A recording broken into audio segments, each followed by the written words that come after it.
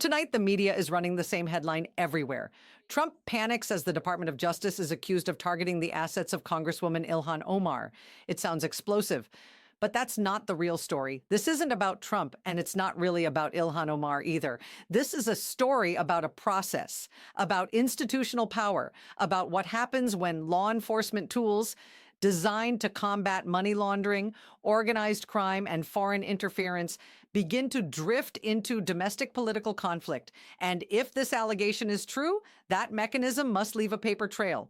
And it's that paper trail that will tell us the truth, far more clearly than any sensational headline ever could. Stay with me. Subscribe to the channel, turn on notifications. What we're about to unpack is not being explained correctly anywhere else. To understand why this moment matters so much, we need to do something the 24/7 news cycle rarely allows us to do: slow down and step back, because the allegation now circulating that the Department of Justice is targeting the financial assets of Representative Ilhan Omar does not emerge in a normal environment. It surfaces within a political ecosystem where institutional trust has been steadily eroded for years. Over the past decade, we've grown accustomed to seeing federal law enforcement pulled into the center of political storytelling, especially during the Trump era. From the Mueller investigation to impeachment proceedings to the classified documents probe, the Department of Justice has repeatedly been placed in partisan crossfire, sometimes out of legal necessity, sometimes, and this is the uncomfortable part, due to political pressure. And when that happens long enough, a very clear consequence follows. The public begins to doubt the neutrality of the law itself. Now pause here and ask a very simple but critically important question. What does targeting assets actually mean? It isn't a slogan. It's a precise legal term. What's being referenced here appears to involve federal civil asset forfeiture statutes, particularly 18 U.S. Code Parf 981 and 21 U.S. Code Parf 881, provisions that allow the government to seize property suspected of being connected to criminal activity, even in the absence of a criminal conviction. Sounds dry? I know. But stay with me, because this is exactly where things get interesting. According to the Department of Justice's Asset Forfeiture Policy Manual, these powers were not created to adjudicate political disputes. They were designed for very specific purposes: drug trafficking, terrorist financing, international money laundering. In other words, serious organized crime with clear financial evidence. And if you look back at history, you'll see a remarkably consistent pattern. When these tools have been used against elected federal officials, it has almost always been in cases involving explicit corruption, bribery, systematic financial fraud. Think of Congressman William Jefferson, who famously hid $90,000 in bribe money in his freezer, or Congressman Duncan Hunter, convicted of misusing campaign funds. And critically, asset seizures in those cases followed criminal indictments, not rumors, not headlines, not political accusations. And that's precisely why the current situation raises eyebrows. Ilhan Omar is not an obscure member of Congress. She is one of the most prominent progressive voices in the Democratic Party, a vocal critic of Trump-era immigration policy, Middle East policy, and domestic surveillance powers. Put plainly, she is a politically polarizing figure by definition. So ask yourself this: in today's hyper-partisan environment, what happens when financial allegations are aimed at someone like that? Whether true or false, they instantly become political weapons.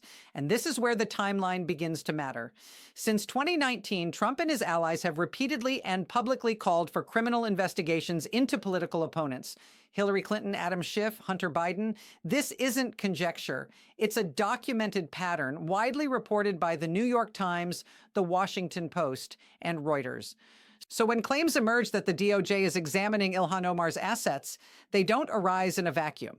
They emerge amid a decade-long struggle over a fundamental question: does federal law enforcement remain structurally independent, or has it been quietly politicized? And it's at this point that the story stops being about Ilhan Omar. It becomes a story about institutional guardrails. Because the most important question isn't, is she guilty?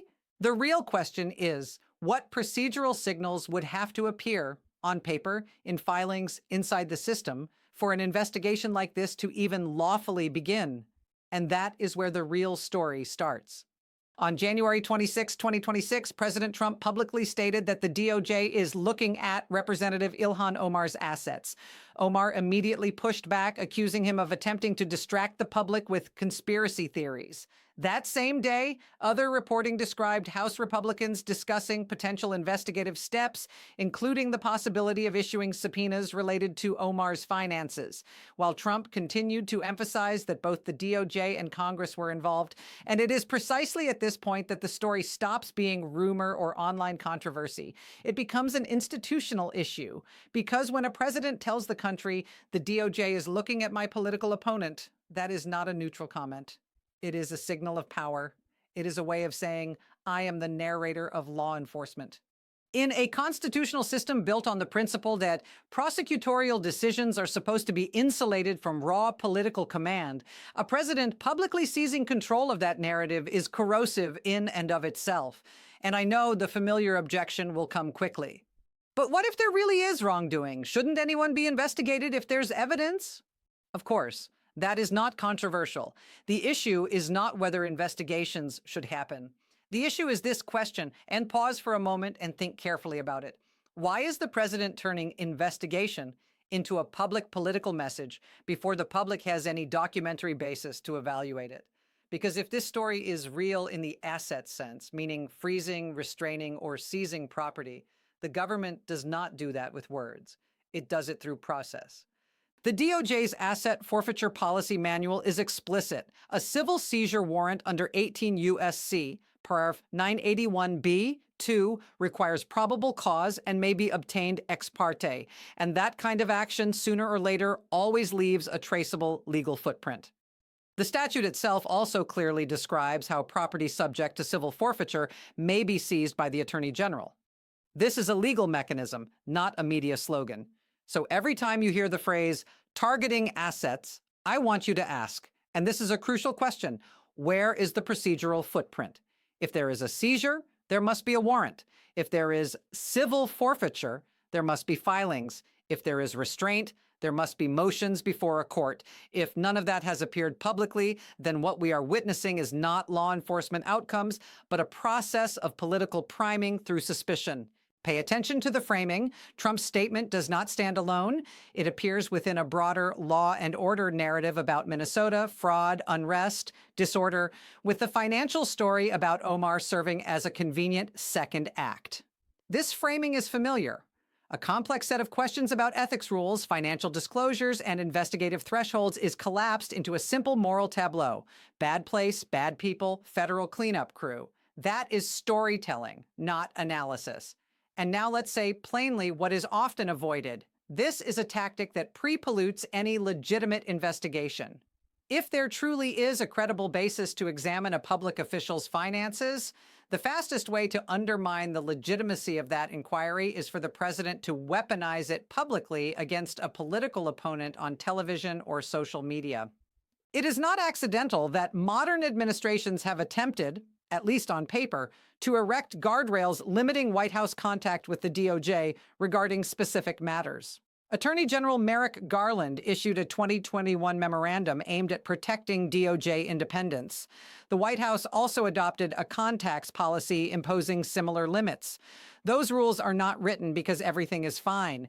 They are written because the temptation to turn prosecutors into political instruments is perennial. And so let me be clear, this is something to condemn. When a president publicly hints that the DOJ is looking at a political critic and stages it as a performance, he is not strengthening accountability. He is eroding the credibility of accountability mechanisms themselves. He is teaching the public a dangerous lesson that investigations are merely an extension of partisan conflict, like campaign ads only with handcuffs. And that should alarm everyone, conservatives, liberals, independents alike. Because once publicly announcing investigations of opponents becomes a routine political move, the question is no longer, who's next? It becomes, how much justice is left when the public is trained to experience it as a playlist curated by the president? Before leaving this section, I want to leave you with two questions. And if you've stayed with me this far, try answering them yourself. If this asset targeting is real, what legal documents must necessarily exist? And if it is not real yet, if it is still only rhetoric, why deploy the insinuation now? And how does it damage the DOJ's legitimacy either way? If you think those questions are worth digging into, like and subscribe if you haven't already. When President Trump declared that the Department of Justice was looking at her assets, Omar's first reaction was not a lawyerly response or a careful parsing of words. She pushed back directly, accusing Trump of panicking, deliberately trying to distract the public from his own political failures and continuing to spread conspiracy theories aimed at her. What matters here is that this was not just a social media clapback. It was a strategic choice. When a president makes a serious insinuation without presenting any legal filings, the most effective response is not to argue over every sentence, but to pull the story back to its foundation. Where is the evidence? What filings exist? Is there any legal documentation outside of the president's own words? And if you're wondering why a president's statement should have to be verified with paperwork, that question itself goes straight to the heart of the issue. In a system governed by the rule of law, words, no matter who speaks them, cannot substitute for process. While Omar refused to step into the role of suspect, Republicans in the House chose a more familiar path, turning up the machinery of congressional oversight. House Oversight Committee Chair James Comer publicly discussed the possibility of issuing subpoenas related to the source of Omar's increased wealth and that of her husband. This reflects a very typical congressional logic.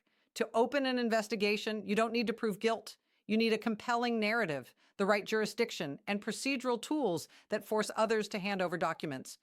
On the other side of the aisle, Democrats did not respond as though this were a routine corruption probe. Instead, they saw a familiar pattern.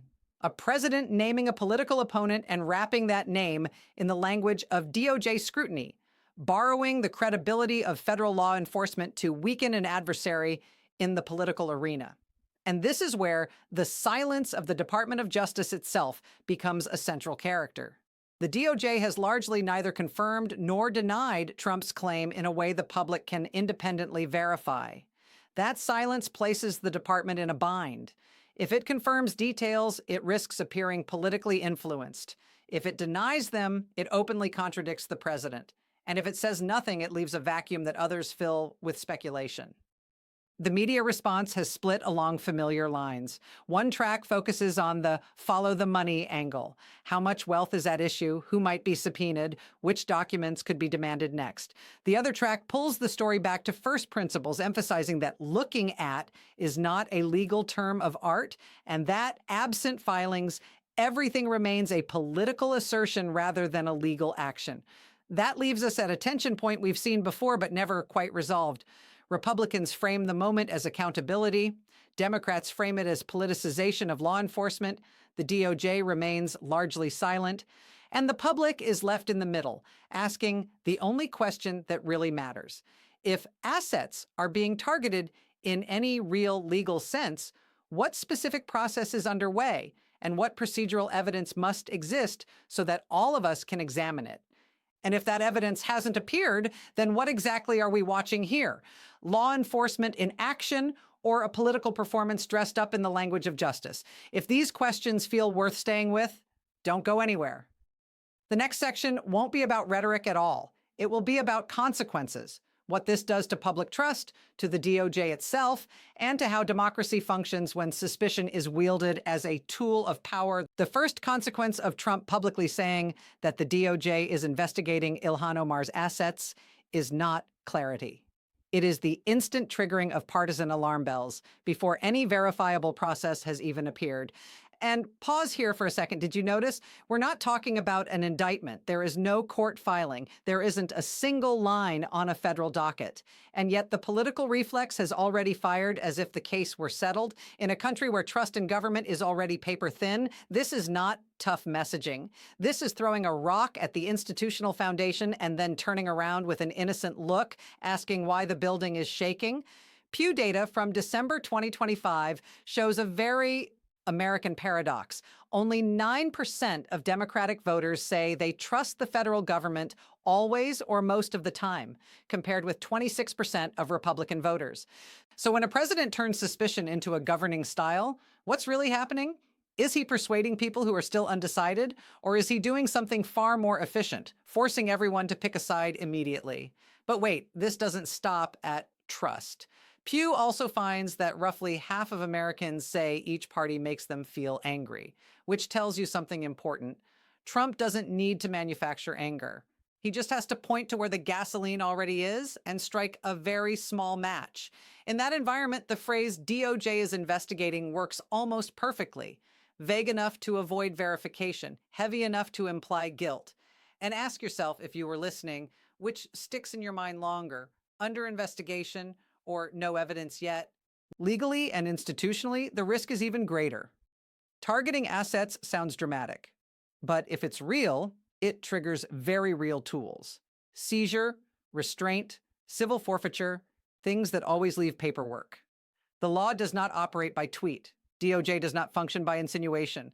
So if there is no procedural footprint, what exactly are we watching here? Law enforcement or a political performance dressed up as the rule of law? Socially, the fallout spreads fast and deep. Supporters treat the accusation as proof. Opponents see it as a warning sign of authoritarian drift. And the people hit first are the ones without microphones. Career public servants pulled into a credibility war, immigrant communities watching enforcement power flex in public, and ordinary citizens who just want stable rules so they can live and work without constant political whiplash. Because once DOJ is looking at becomes a political headline, it doesn't just target one individual, it brands the entire justice system as a tool of power. So here's the final question. Do you want to live in a system where evidence leads to politics? Or in a system where politics comes first, but evidence is left to chance? So let's end this story where it actually belongs. And before you nod along, stay with me for just a moment longer. Because the core issue here was never Ilhan Omar's bank account. The real question is this. When did a president decide that the promise of prosecution could be treated as a legitimate political tool? When Trump names a sitting member of Congress, invokes the DOJ, and leaves the public to conclude, oh, so something must be going on, without a case number, a filing, or a court stamp anywhere in sight, that is not accountability. That is power as performance. And ask yourself something very simple. If this were truly a serious legal matter, why are we hearing about it through a politician's words instead of through documents? If there is real misconduct, it should survive exposure to daylight, warrants, complaints, court records, materials that anyone has the right to examine, question, and challenge. If it cannot withstand that scrutiny, then it isn't a case. It's a weapon disguised as one, and history tells us this much. Democracies rarely collapse from a single dramatic blow. They erode, quietly, legally, one insinuation at a time. So here's the final question I'll leave you with. Do you want to live in a system where evidence leads power, or one where power tells the story first and looks for evidence later? If that question makes you a little uncomfortable, it's probably doing exactly what it should. We'll keep following the paper trail, not the performance. Thank you for staying to the end. I'll see you in the next part.